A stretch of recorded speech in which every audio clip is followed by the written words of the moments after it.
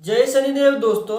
दोस्तों एक व्यक्ति जिन्होंने 21 दिन तक हनुमान चालीसा का पाठ किया और बजरंगबली महाराज की ऐसी कृपा उनके ऊपर हुई कि जो उनके ऊपर जो कर्जा था 7-8 लाख का कर्जा था, क्योंकि उनका एक बिजनेस था और बिजनेस में उनको भारी नुकसान हो गया, जिसकी वजह से उनको 7 से 8 लाख रुपए का कर्जा हो गया। तो दोस्तों सिर्फ बजरंगबली महाराज यानी कि हनुमान चालीसा का 21 दिन पाठ किया और वो भी श्रद्धा से, भाव से, यानी कि इतने अच्छे तरीके से बजरंगबली महाराज की पूजा पाठ की और 21 दिन तक वो हनुमान चालीसा का पाठ किया। उसके बाद बजरंगबली महाराज की ऐसी कृपा हुई कि 7-8 लाख रुपए का जो कर्जा था वो कर्जा उन्होंने 1 साल के अंदर पूरा कर दिया और आज फिर से एक ऐसा बिजनेस खड़ा कर दिया है और उस बिजनेस में आज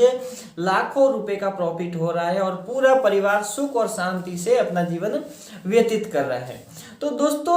कहने को तो ये जो बात है आपको अजीब लगती रहेगी, क्योंकि हनुमान चालीसा का आप बहुत लोग ऐसे कमेंट करेंगे, ऐसे बोलेंगे कि क्या हनुमान चालीसा का पाठ करके क्या बजरंगबली महाराज ने उनको पैसे दिए ताकि वो पैसे उन्होंने चुका दिए? ऐसा बिल्कुल नहीं होता है। दोस्तों होता क्या है कि जब किसी व्यक्ति को कर्जा हो जाता है तो आदमी और वो व्यक्ति क्या होता है कि हमेशा डिप्रेशन में रहता है, उसका जो माइंड है वो काम नहीं करता है, क्योंकि जो पैसे मांगने वाले होते हैं वो बार बार उन्हें परेशान करते हैं, कॉल करके धमकियां देते हैं, घर पे आके भी लड़ाइयाँ करते हैं। इस प्रकार से व्यक्ति का जो दिमाग है वो पूरी तरह से ब्लॉक हो जाता है और एक सही निर्णय नहीं ले पाता है और एक गलत निर्णय के कारण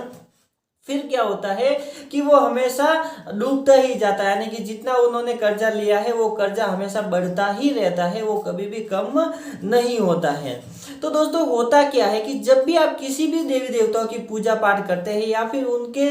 मंत्रों का जाप करते हैं, मेडिटेशन करते हैं, तो ये जो सारी प्रक्रियाओं से क्या होता है कि व्यक्ति तनाव मुक्त होता है। देखो मेडिटेशन और ध्यान जब व्यक्ति करता है तो व्यक्ति के अंदर के जो विचार है वो खत्म होने लगते हैं, मलिनता खत्म होने लगती है, देवी देवताओं की कृपा होने लगती है और जब व्यक्ति के अंदर मलिनता खत्म हो जाती है, स्वभाव शांत होने लगता है, बुद्धि तीव्रता से काम करने लगती है, याददाश्त तेज होने लगती है, जो बुद्धि तत्व है वो बढ़ने लगता है, व्यक्ति के अंदर विचार कम आते हैं, तो क्या होता है कि वो एक निर्णय सही प्रकार से ले पाते हैं, यानी कि सही और गलत का जो निर्णय अगर व्यक्ति सही तरीके से ले लेता है तो जीवन में उसे सफलता मिल ही जाती है। देखो बहुत बार क्या होता है, बहुत लोगों के साथ ये होता है कि जब भी कोई बिजनेस अगर आपको करना है या कुछ भी कार्य करना है तो बहुत सारे लोग बहुत सारे विचार करते हैं कि हमें ये करना चाहिए कि नहीं करना चाहिए, करूं कि नहीं करूं, इसमें लॉस होगा कि फायदा होगा, ये कार्य करूं कि नहीं करूं। हमेशा ही 2 ऑप्शन उनके सामने आ जाते हैं, लेकिन सही ऑप्शन नहीं चुनने के कारण किसी किसी व्यक्ति को नुकसान हो जाता है, किसी किसी व्यक्ति को फायदा हो जाता है। तो सही और गलत जो है ये दोनों में फर्क करने की जो शक्ति है व्यक्ति के अंदर कम हो जाती है। वो व्यक्ति के अंदर उसकी कमी होने के कारण, सही निर्णय नहीं लेने के कारण ही व्यक्ति धीरे धीरे बर्बाद होता जाता है, यानी कि कर्जे में डूबता जाता है। दोस्तों बजरंगबली महाराज यानी कि हनुमान चालीसा का पाठ करके उनके जीवन में चमत्कार ही हुए हैं, बजरंगबली महाराज की कृपा भी हुई है और ऐसी कृपा हुई कि उनको एक बिजनेस का अवसर मिला। उन्होंने जो कर्जा तो था लेकिन और उनका जब दिमाग सही तरीके से कार्य करने लगा तो उन्होंने क्या किया, 5 लाख का और कर्जा लिया किधर और से, वो कर्जा लेके अपना एक बिजनेस सेट किया और उस बिजनेस में प्रॉपर तरीके से ध्यान लगाया और ऐसा ध्यान लगाया कि वो बिजनेस है जो 6 महीने के अंदर ही अच्छा ग्रो करने लगा, जिसके कारण बिजनेस अच्छा चलने के कारण उसी बिजनेस से पैसे निकाल के यानी कि 1 साल के अंदर अंदर उन्होंने उनका 5 लाख जो लाया था वो भी दे दिया और साथ में जो 7 लाख का दूसरा जो कर्जा चढ़ा था वो भी उन्होंने दे दिया। तो इसका मतलब ये नहीं है कि बजरंगबली महाराज ने आपको पैसे ला के दिए और आपने वो कर्जा मतलब सब लोगों को दे दिया और आपका कर्जा उतर गया, तो ऐसा नहीं होता है। जब देवी देवताओं की कृपा होती है तो आपके बिजनेस के रास्ते खुल जाते हैं, आपका माइंड पूरी तरह से कार्य करने लगता है, आपका दिमाग पूरी तरह से खुल जाता है, जिससे कि आपके बिजनेस करने के जो तरीके हैं वो बदल जाते हैं। आपको तरह तरह के रास्ते मिल जाते हैं कि आपकी जो इनकम सोर्स है वो बढ़ जाती है और अलग अलग प्रकार से आपको बिजनेस में फायदा होने लगता है। दोस्तों आपको ये तो पता होगा कि जब कभी भी किसी भी प्रकार से आपके घर में कोई नेगेटिविटी होती है या कि भूत प्रेत की बाधा अगर किसी व्यक्ति को होती है तो उस भूत प्रेत की बाधा के कारण भी आपके बिजनेस है वो ठप हो जाते हैं। आपका अगर आप जॉब करते हैं तो आपको जॉब जाने के लिए इच्छा नहीं होती है, आपका जॉब छूट जाता है, आप कार्य में आपका मन नहीं लगता है। तो ये जितने भी भूत प्रेत होते हैं, नेगेटिविटी होती है, ये कार्य क्या करती है, ये कि आपके जीवन में आपके अंदर रह के आपके मन को यानी कि आपके शरीर को कंट्रोल करती है, आपके दिमाग को कंट्रोल करती है और ऐसे कार्य आपसे करवाती है जो कार्य नहीं करना चाहिए, जिसके कारण आपको लॉस होता है। अगर आपका कोई बिजनेस है तो उसमें लॉस हो जाता है। अगर आप जॉब करते हैं तो जॉब में काम में जब इच्छा नहीं होती है, मन नहीं लगता है, कुछ ना कुछ शरीर के अंदर दर्द रहते हैं, तो इसी कारण से आपका जॉब भी छूट जाता है। तो ये सारी चीज़ें क्या होती है, नेगेटिविटी के कारण ही होती है।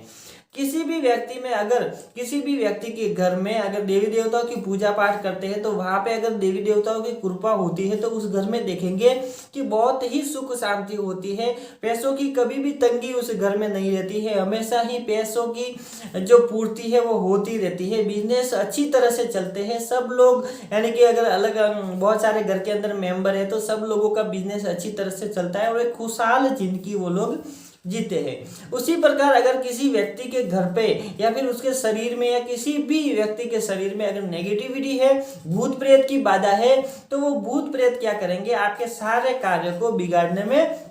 लग जाते हैं, यानी कि आपका धंधा भी बिगाड़ देंगे। आप अगर जॉब करते हैं तो आपके जॉब में भी बहुत सारी प्रॉब्लमें आने लगेगी। वो सब कार्य जो है वो भूत प्रेत करते हैं, यानी कि नेगेटिविटी के कारण ही ये सारी बाधाएं होती है। घर के अंदर लड़ाई झगड़े होते हैं, क्लेश होता है। आप देखेंगे कि छोटी छोटी बातों के ऊपर भी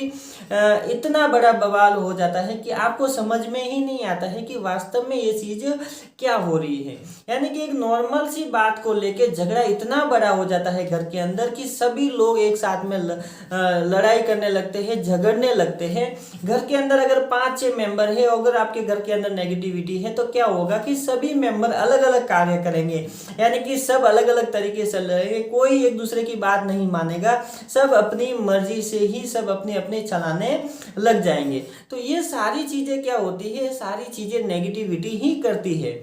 तो इसी प्रकार से अगर आपके घर में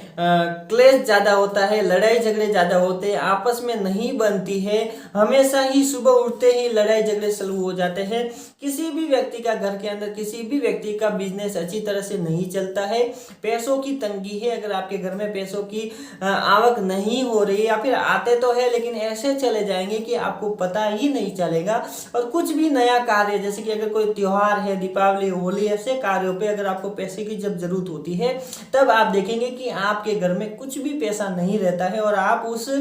त्योहार को एकदम एकदम मतलब उस तरीके से मनाएंगे जिस तरीके से मतलब कुछ आनंद नहीं रहता, कुछ खुशी नहीं रहती है, क्योंकि पैसा ही नहीं रहता है तो आनंद और खुशी कुछ भी नहीं होती है। तो दोस्तों क्या करना चाहिए, हमें ज़्यादा से ध्यादा अपने घर के अंदर देवी देवताओं की पूजा पाठ करनी चाहिए। समय पे उनको दीपक अगरबत्ती जरूर जलाए, सुबह और शाम ध्यान, मेडिटेशन, मंत्र जाप जरूर करें। अगर आपके घर में कुल देवता अगर माता दुर्गा है,